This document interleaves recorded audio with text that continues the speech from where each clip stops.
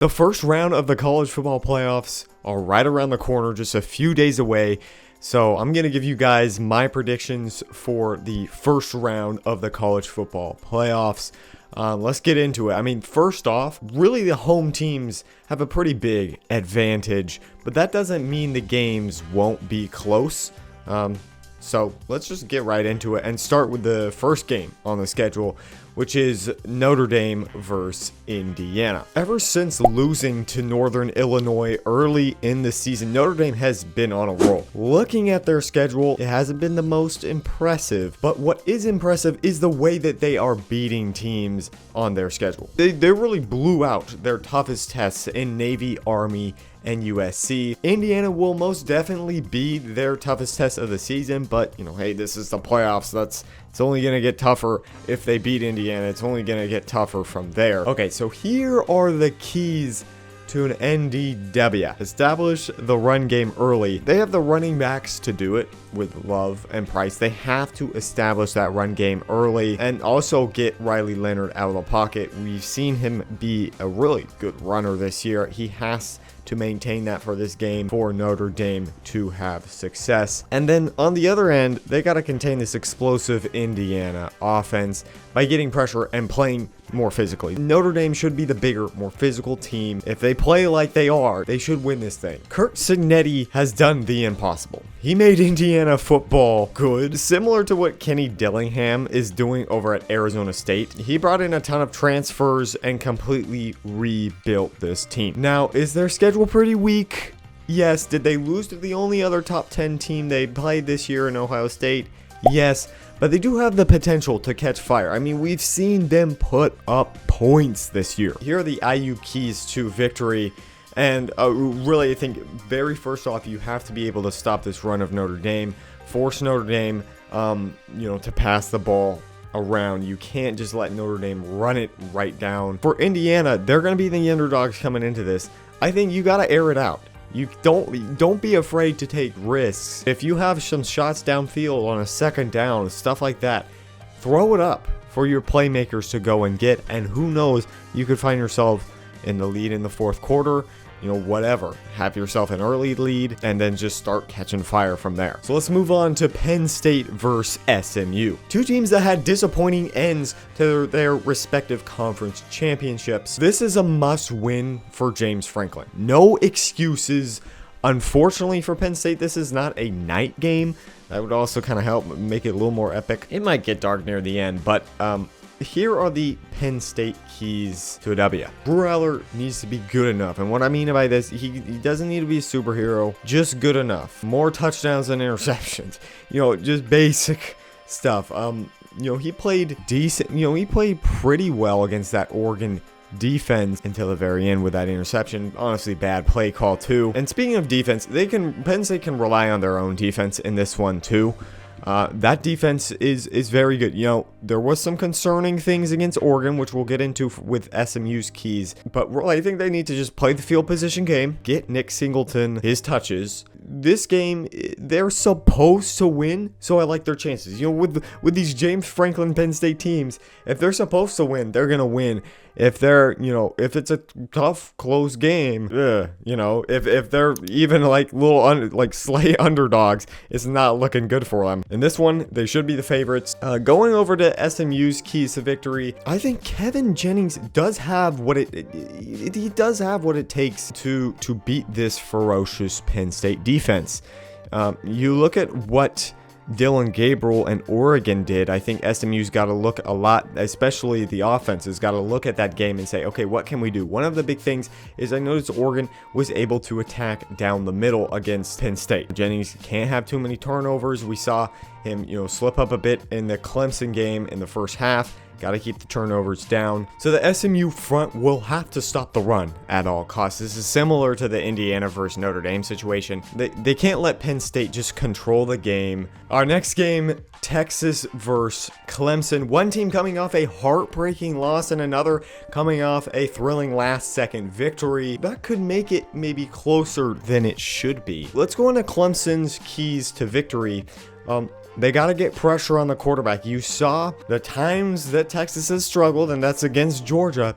Georgia was able to get pressure on Quinn Ewers. Clemson, they have talent to do that. Obviously, this Texas offensive line a little shaky here and there. Again, back to Quinn Ewers. Take advantage of any bad Quinn Ewers throws.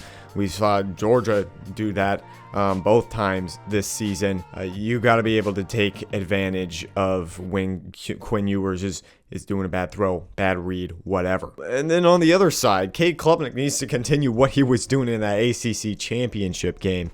He was hot in that one. Cooled off a little bit in the second half. Definitely he needs to continue what he was doing in that ACC championship game against SMU. And Clemson does need to establish the run game.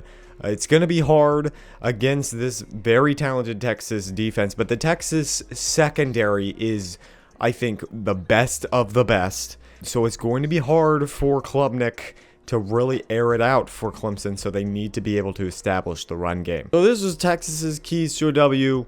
Run the ball. All Clemson's opponents have ran the ball well. You think of South Carolina, you think of Georgia, so you might see maybe Arch Manning getting in there a bit more for Texas. Quinn Ewers needs to take care of the ball. We mentioned that with Clemson's keys to the W, force turnovers. Quinn Ewers, take care of the ball. They'll be fine. And get Klubnik uncomfortable. Klubnik's never been in quite a game just like this one. Obviously, maybe his biggest game of his career was the ACC championship game. You could maybe argue the Georgia game, although, you know, first game of the season. Anyway, this is going to be Cade Klubnik's biggest game of his career. Make him uncomfortable. You got the home field advantage. All right, our final matchup, Ohio State versus Tennessee. This is like the primetime one. This is an 8 versus 9 matchup for a reason. Two teams that had very similar seasons with, they both have 2 losses and they have good wins, with Ohio State winning over Penn State, and you look at Tennessee getting wins like over Alabama. I think this could actually maybe be a high scoring game. I know it's going to be in the cold, but you look at these two offenses, these are two of the best offenses in the country. Ohio State's defense hasn't really played an offense quite like Tennessee's. They're very unique. Let's get into the keys for a Buckeye W. So they got to control the game. They got to make it their pace.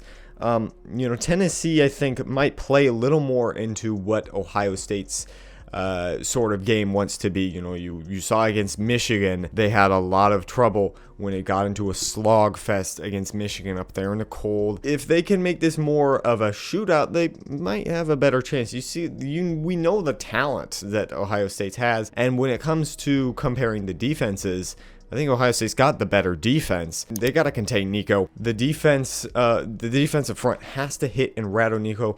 We've seen he has been rattled a bit when he gets hit, when he gets a lot of pressure. And then finally, you got to trust your talent on the outside. They have one of the most talented, receiving cores, defensive back units.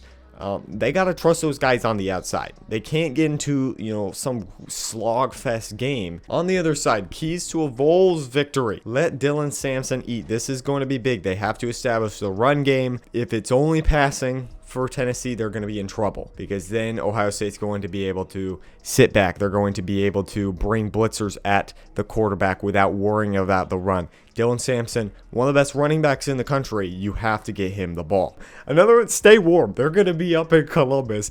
Tennessee, y'all gotta stay warm up there. And then finally, don't let Nico get rattled. He is prone to mistakes when he does. Do what Michigan did on defense. Make Will Howard uncomfortable. Get after him early. Plant doubt in his mind, because then you can get rolling. That's exactly what Michigan did. So here are my predictions for each of the games. Notre Dame versus Indiana. I like Notre Dame in a close one. Penn State versus SMU. If Franklin doesn't get this win, he's going to be in serious trouble. I do like Penn State. Again, they are the favorites in this one, so I kind of like their chances better when Penn State and James Franklin are favored. They tend to do a bit better than when they have a game against a Michigan, an Ohio State, or an Oregon, someone like that. And then Texas versus Clemson.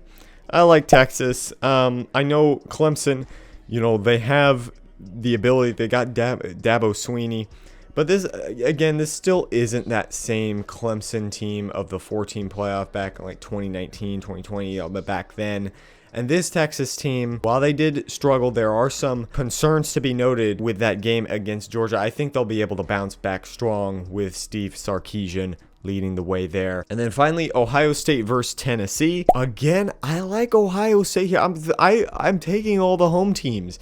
I know a lot of people are going to say Tennessee because of what they saw from Ohio State. But honestly, guys, I think Ohio State's going to be fine against a team like Tennessee because Tennessee is not really anything like Michigan. They have a pretty good defense. Yes, they got a good defensive front, competent defensive front, but they're not quite like that whole Michigan-Ohio State rivalry that's completely rattled Ohio State. I think they're going to come into this one with a serious game plan, really try to stick to that game plan. I like Ohio State. And another close one. I think all of these will be pretty close to a certain extent. I think maybe the Texas Clemson one could end up being maybe a little bit of a blowout, but honestly, these first round matchups are really good. Let me know your predictions down below for each of these first round games.